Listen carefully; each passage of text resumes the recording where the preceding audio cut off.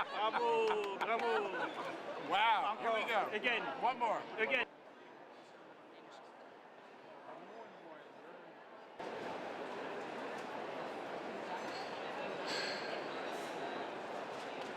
Thank you very much for doing that, and I'll send you a copy of the BBC report. Did you find out which one it was? Well, I haven't found it yet, but I will do. I'd love to if you could.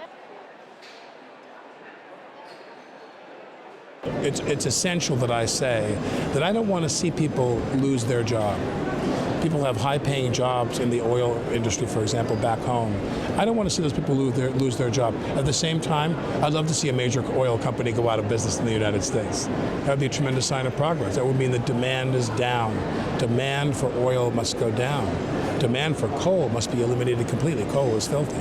Demand for nuclear power must go down, and is going down, because they're not going to build more of these power plants. And the plants that are closing in Ossining, New York, the other day they announced, that's 3 now in the last, I think, 12 months. They've announced are closing because nuclear power is too expensive.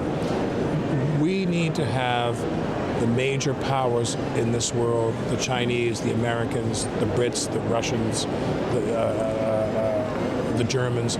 We need to have $1 trillion spent on renewable energy in the next 10 or 15 years.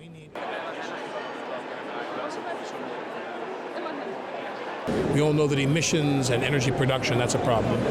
Air and water pollution.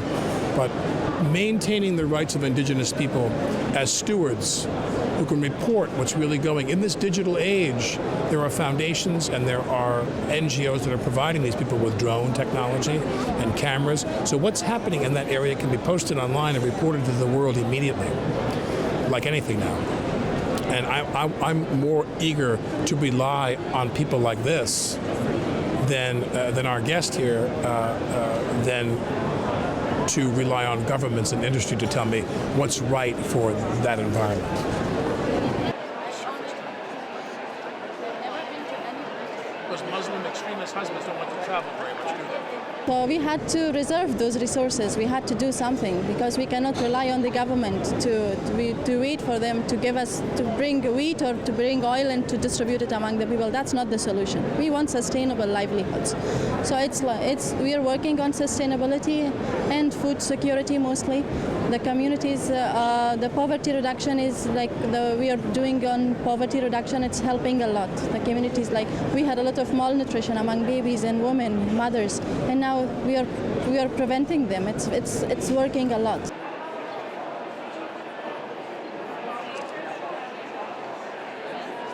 But we want them to put language into the agreement that recognizes more specifically the rights of indigenous people. This is the great overlooked component of this. All the conversations that are going on in these rooms are about economics and finance.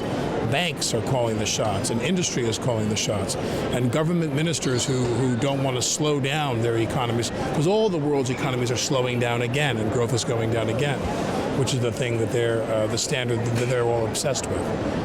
But I think that growth can slow down. I think that economies in the world can slow down, and we don't have to clear-cut all the rainforests or all the forests of Afghanistan or all the forests of Belize in order to accommodate industry. It has to stop somewhere. If an agreement is not forged here, at least it's a foundation for the next conference. We can only hope for progress. We're not going to have perfection.